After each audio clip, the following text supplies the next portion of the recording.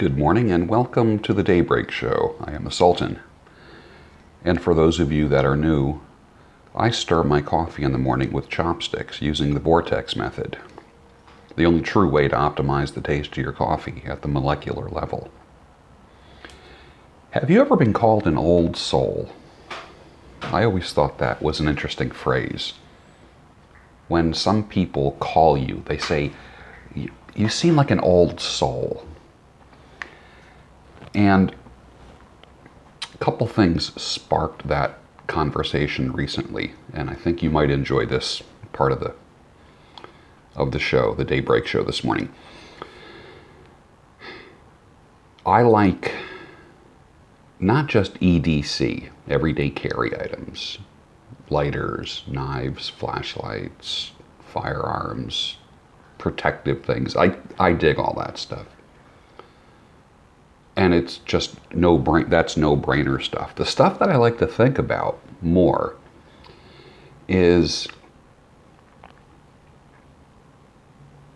as of late, fountain pens, different types of lighters, hats, vintage things, pipes. What other things are from like another century that you like? Chrissy said to me, she goes, "You're such an old soul. You seem like you should have been born in another era." And I always thought that was fascinating. When I was young, people would say to me, "You're an old soul." Because I liked old people. And I liked, what's the word? Gosh, I did a video on this. Is it antiquarianism? Antiquarianism, which is the love. Wait a second.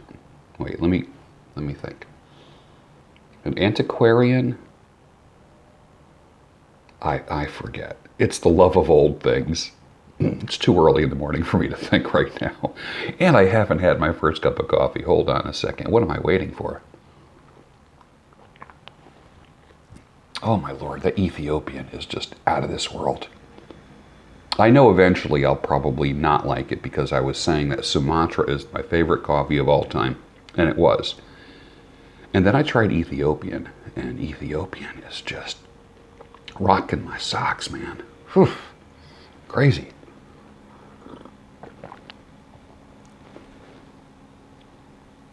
The love of old things when you're younger is kind of fun. It's cool. It sets you apart. When you get bit by a bug, and I'm not talking about just collectibles or newish hobbies. I'm talking about the love of old picture frames. Old things that you don't want to refinish, where you let patina, aging. I know a woman who bought a painted dresser and left it outside for a year. For a year. All the weather, the winter, sun, rain, everything. And then cleaned it up and brought it in the house. She fixed any joints that needed to be tightened up and then put a protective coat of lacquer on it. And it had a really aged look, and it wasn't really that old. But what was fascinating was, being out in the weather, it ended up having a bang and dent, chipped paint, faded kind of thing going on. And people were just complimenting on this thing that she used in her dining room. And it looked like it was 100 years old, but it was, like a thrift store find. And she, on purpose, left it outside for 1 year. And I was telling someone, I think I was telling Chrissy the other day, I had a phone call with her. And I said, I want to write my next book with a fountain pen, a 100-year-old fountain pen, while smoking a 100-year-old pipe. And she says, "You're such an old soul." And the first thing that came to my mind was, is that an insult or a compliment? Like when someone calls you that, or is it just a observation? And for a man, that might, does old soul mean friend zone? Like, are women attracted to men who are old souls? And I used to be afraid when I was younger that because I enjoyed old things, that wouldn't be something women would like. And I don't think, I don't know, I haven't really tested this out. I thought maybe that was like a turnoff for women. The old soul thing, the old stuff. But for me, when I smoke my 104-year-old Dunhill pipe, that thing comforted somebody through wars, deaths, births, chaos, disorder, despair, hopelessness, hope, dreams, the end of a hard day, the beginning of a hard day, the end of a day of celebration. And I don't believe that inanimate objects hold any power. That power is more in your head when you're imagining where that thing was. So 100-year-old fountain pen, if I can get one, if I can get a 100-year-old fountain pen, I would love that. And I was talking, and then that led to talking to a fella yesterday who came into the salon. As you know, I cut hair 3 days a week. He drove 5.5 hours from Smithfield, Virginia. And I said, as in Smithfield hams? He goes, yeah, absolutely. He said there's 5 traffic lights in his town. It's so small. Lives in a house built in the 1800s. My great-grandfather was born in 1888. It's a trip, isn't it? Isn't that something? I'll never forget just talking with him, just hanging out with him like a friend. Born in 1888. He died when I was 16 years old. And I miss my great-grandfather and I miss my grandfather. Not that I don't miss my grandmothers. It's not that. But there was a special bond, and I don't know what it is, as a young man looking up to my grandfathers. I gotta tell you a great story about my grandfather, not my great-grandfather. Well, first great-grandfather. He had a grape arbor that you would drive under. It was like this arched thing that was maybe 30 feet long, and he would park his car underneath it in the shade in the summertime. And that's where he got his grapes from. That's where he picked his grapes and made wine and so forth. And I actually had his car. After he died, I'm the one who got his car. And it was a 1959 Chevy Biscayne. Looked like the Batmobile, like a red Batmobile. Trippy. Everyone made fun of me. All my friends were all getting like Chevy Novas, Camaros. And my first car was a 1959 Chevy Biscayne. Looked exactly like the old Batmobile. Long, huge steering wheel. One of the big Candy-O steering wheels. Big, big, big, big, big. And it had like some interesting name on the dashboard. Like the Adjustomatic Smooth Ride or something. It was like one of those pseudo-scientific, like the Adjustomatic Suspension or something to that effect. I forget. And I had that for a few years. And I remember I ended up selling it. And I got, what did I get? I got a 1970 VW Beetle. That was my second car. And I sold the 1959 Chevy Biscayne for $220. And I thought I was really making out. Isn't that something? So my great-grandfather would say, every time I'd go over to his house, because he lived over near the boys' club. Do you remember boys' clubs? We had boys' clubs. Great. Teaching boys to be men. And I would get a ride to the boys' club and then skip out and go see my great-grandfather, who would give me a glass of ginger ale and put a little plop of red wine in it. And I love that mixture of ginger ale and just a splash of red wine. One of the most amazing tastes in the world. The two tastes just work together so well. And we'd be outside, and Back then, you didn't think nothing of just giving a little bit of alcohol to a kid. You do it now, you go to jail. I mean, I'd go to the VFW and bars with my dad, and I'd get a little glass of beer. Sitting at the bar, I remember 5 years old, I'm talking kindergarten, sitting at the bar eating Wise potato chips, beer nuts, and having a little tiny glass of beer. And then, of course, like a regular glass of root beer. Can't do that today. My great-grandfather would hop up on the grape arbor, which was pipes. A grape arbor 30 feet long, like a tunnel that he would drive through and park under. He would jump up on the and just do chin-ups in his 80s. His friggin' 80s.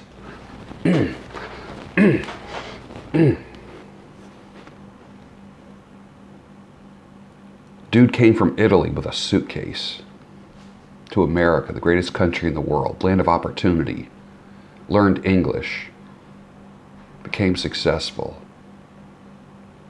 got married, had kids. Love it, man. I love it. Just the sight of his house in New York right now gives me shivers. Woof. My grandfather, that was my great-grandfather. Now my grandfather, smaller man. Smaller like my brothers, who are like 5'7", 5'8". At 5'11", I'm the giant in my family. I'm like the anomaly, go figure, which isn't really tall, but in my family, I'm the giant. I come from a family of short, stocky Italian guys. But my grandfather, I'm arguing with my dad, and my grandfather's sitting at the kitchen table just watching. Doing this, like this. Just watching me argue with my father. I'm 17 years old.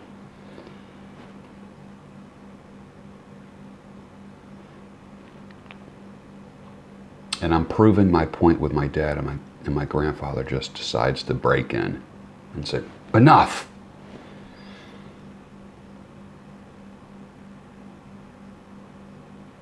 I stop. I said, but Grandpa. He goes, "Enough!" And it was I do remember it was an argument where I was right. We fight harder when we think we're right, don't we? And I'm arguing with my dad about something who could punch me in the face at any moment. I grew up in an era where my dad would jack me up against the wall. You jack a kid up against the wall, now you go to jail. Let's get real. Belt came off, the whole thing. That's how I grew up. But I would never, ever in a million years consider it abuse. Never in a million years. Never. Enough.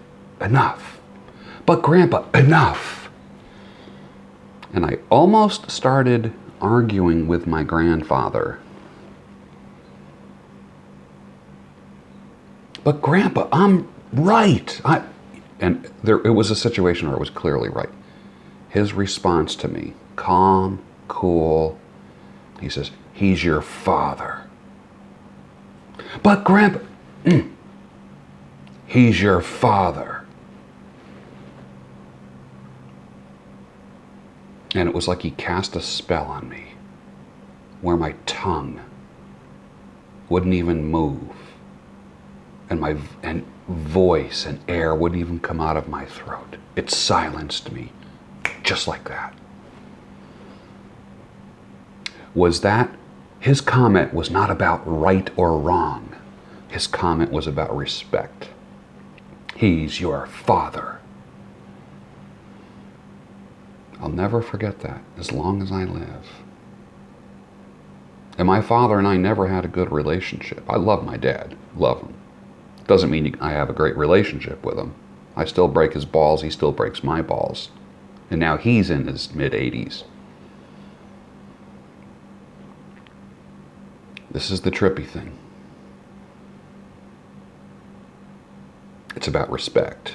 You might not like your father or grandfather,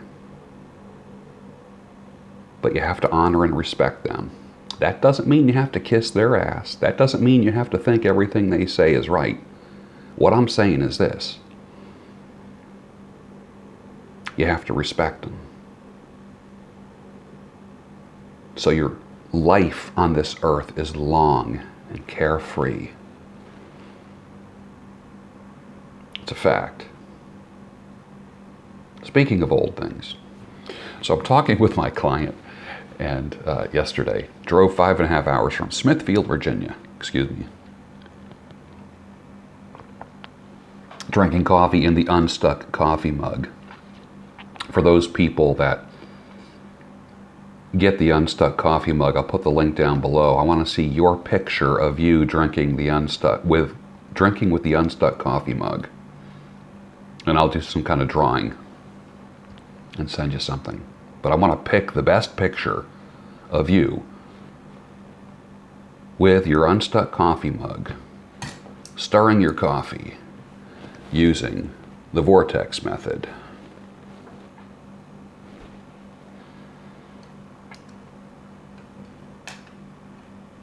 And we were talking about fountain pens, and we were talking about inks, paper, writing, and he mentioned shaving brushes.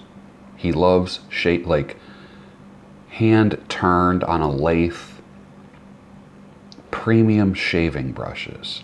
How cool is that? And of course, I'm in the industry and I only have 2 shaving brushes. But here's the trippy thing. Another old soul. Old souls recognize each other by the things that they are interested in. I got bit by the Civil War bug many years ago, and I love all things Civil War. I love all things Gettysburg. Ugh. And I live literally a stone's throw from Valley Forge. My 5-mile walk, Valley Forge Park. There's a 5-mile loop. Valley Forge Park is my gym. But I got to drive an hour and a half to get to Gettysburg. I like Valley Forge a lot, but I love Gettysburg. Chills, goosebumps when I go to Gettysburg. Just trippy. Go there and stay there for a couple days, 2 to 3 days. Stay in the Gettysburg Hotel. Whew. That was a battlefield hospital. Now it's a hotel. It's trippy. All right, let's get going on the topics for today. Old things. Don't be afraid to be an old soul. If someone's going to hold it against you, they're not for you.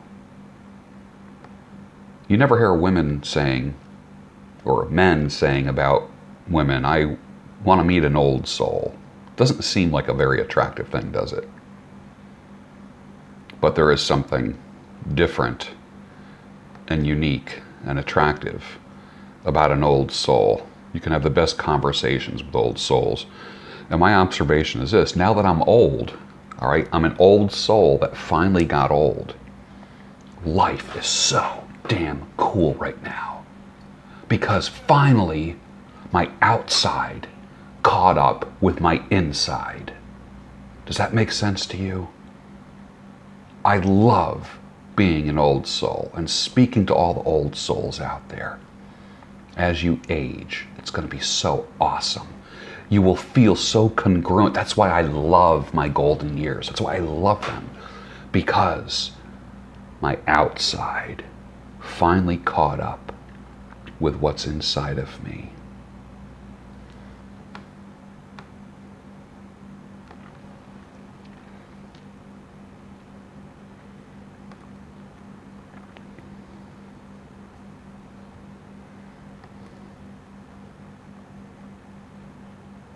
In the past, a gal told me once, you better hurry up and make that $1 million. We were dating for about 6 months at the time, and that's when I decided she's not for me. Because it surfaced. it? If you know what that it is, put the answer down below. After you subscribe to the channel, do that please. And hit the notification button too, so you get notifications of all this great content. You never miss a thing. Once you learn what the stare is, you see it everywhere, and you learn to avoid it. If you're in the dating world, men, this is for men, you know what the stare is. Men don't have the stare, only women have the stare. And you know exactly what I'm talking about. Let me ask you a question. Do you think that pipes that are bent are more prone to gurgling than, this is not a sexual question, although a lot of people did treat it that way. I said, do you think that bent pipes are prone to gurgling? 63% said yes, 37% said no. I happen to think that bent pipes do gurgle more than straight pipes, or have a tendency to. With the right woman, there's no stopping me. I could go right to the top. Tony Montana, Scarface, 1983. Who would have won this fist fight in 1988?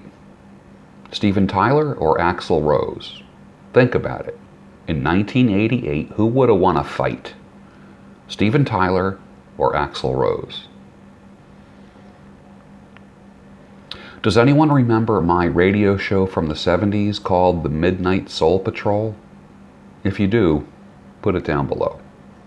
Tell me that you remember that and anything that you remember about it. What was the song playing on the radio in the first car that you stole? Mine was Lady Love by Lou Rawls, 1977. Tastes do change. I never thought I'd say I like anything better than Sumatra coffee until I had Ethiopian coffee. Now I don't like Sumatra because tastes change. It's biology. I'm not mad at myself because my tastes change. There's a lesson in there. And if anyone despises you because your tastes change, they're mocking your biology.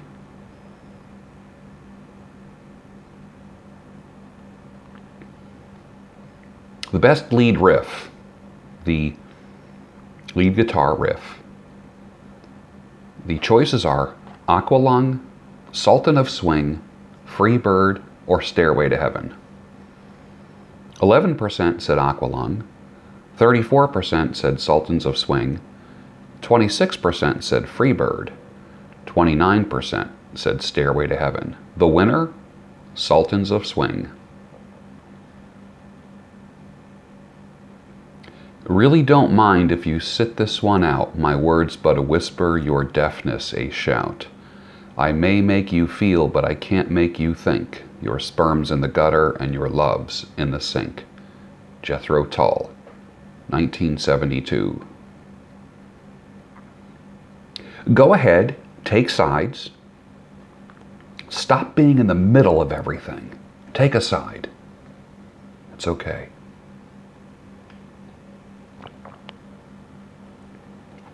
Many, many, many successful men are tall. Much of it has to do with height. I'm not discounting talent and hard work, because that is important. But let's get real about this.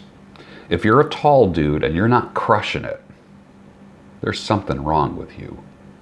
You need to take advantage of your advantage. A profound statement by my friend Marianne Elizabeth. She's a high fashion model. You've seen her in ads on QVC. And I'll never forget this. She let her hair go gray. We're of similar age, and a lot of women color their hair when they're in their 50s. She let her hair go gray. Gorgeous woman. She said, some days I wish I had my 20-something body because now I'm wise enough to appreciate it. Back then I was too busy criticizing myself for every little imperfection. Man, I love that line. You may find that you think differently or surprising things get written down when you use the non-dominant hand. If you're right-handed, use your left hand to write. Now check this out. This is a kind of a brain power exercise. Do a Q&A with yourself. Write a question, if you're right-handed, write a question with your right hand. And then answer it with your left. Something happens. It's harder than what you think, but it's going to stir new neural pathways, and things are going to happen if you feel stuck. This is something to help you get unstuck. Write down a question with your right hand, answer it with your left hand on paper. The question will get written fast. The answer gets written slower, but something's happening in there. Try it. Do it once a day. One question a day. It's the beginning of getting unstuck. If a woman says to me she's a huge animal lover, that can mean a few different things. It can mean that she likes huge animals like elephants and giraffes. It can mean that she likes animals a lot, or it can mean that she needs to lose weight. She's a huge animal lover.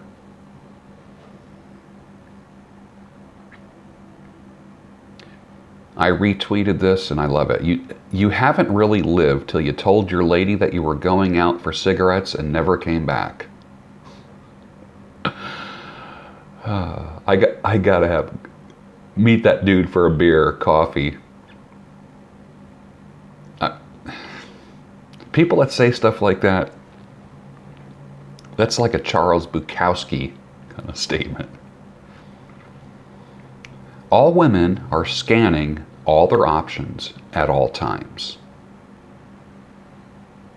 Let me say it again. All women are scanning all their options at all times.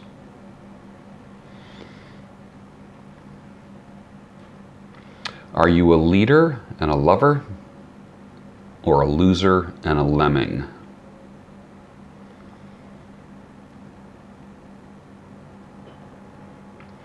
I went to a huge breakfast. That's why I didn't do a daybreak show yesterday. I had to be at a big Christian breakfast at 6:45 in the morning. About 400 or 500 people. I didn't know the speaker, but in the beginning there was a reception outside the meeting room at the hotel. And it's where the breakfast buffet was. Hundreds of people. And I saw this G in the crowd. And in my mind, first thing I thought was, that's the guest speaker. I didn't know him at all. I didn't know who he was. I wasn't aware of him. I thought to myself, that's the guest speaker. How did I know? Because the true G has a vibe, and you just know it without them even saying a word. There's a lesson in there. One of my favorite sayings that he said during his talk was this: all flowers grow in dirt.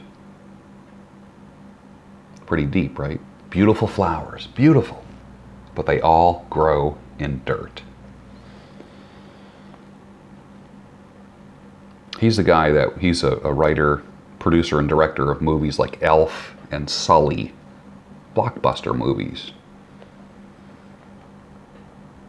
Romance and fun is the glue that keeps a relationship intact and is the only insurance policy. For me, vows are meaningless in the digital age, almost a mockery. Sentimental as hell. And sentimentalism is a trap. I did a video on that. Sentimentalism is a trap. Men plow and plant seed for years. Then they look in the mirror one day and then they want to settle down. So they buy a woman. Nothing organic, nothing blooms, blossoms, or develops. It just gets bought. Recipe for disaster. Before I knew the terminology, I knew women had their fun years.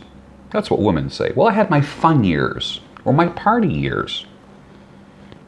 And then hard realizations, epiphanies, wake-up calls, and walks of shame happen. Then they look for the stable guy. He thinks he's landing the prize. And she holds secrets that she'll never tell him, ever. Women and alcohol. Fun, right? Alcohol breath. They need it to sleep. They need it to have sex. They need it to socialize. They get angry. They cry. They become aloof. You need to vet that shit fast. Especially if you're a best version and pursue excellence kind of guy. Men and alcohol, it's about 50-50. That can go bad really fast too. Or just be Mr. Fun Cocktail Hour. There's a difference between Mr. Fun Cocktail Hour and Mr. Happy Hour. Happy hour is from what, 4 to 7? And if you're drinking from 4 to 7, that's not a good thing. Married and you cheated? End it. Married and got cheated on? End it. Cut your losses. The marriages can be healed people are wasting your time because they're tortured and they won't tell you.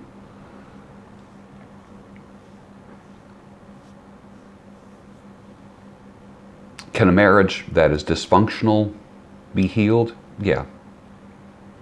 Infidelity? No. Never the same again.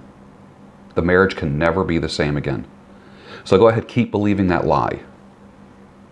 Because that lie will always haunt you. It'll always be in the back of your head. Always. And I challenge any Christian man. I've had so many guys just blow up on me about that. Sorry. Your church beta training is coming out. And it's got nothing to do with your faithfulness to God or your faith. If you can't keep your zipper up, don't get married. I got my first delivery yesterday from ButcherBox. So I will say this, if you want some really great ribeye steaks delivered to your front door, I recommend ButcherBox. I'm going to put that link down below.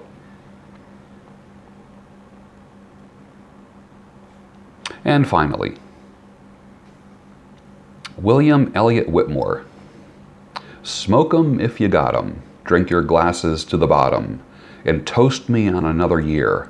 Another year of hope. Another year of holding on. You drinkers by day and you bastards by dawn. And I hope I will see you soon. And I'll be home come hell or high water. And I know I will see you soon. William Elliott Whitmore. From the song, Hell or High Water. Look them up on YouTube. Hey, have a great day today. I will see you tomorrow. Put your comments down below and subscribe. Go kill it today, man. See ya.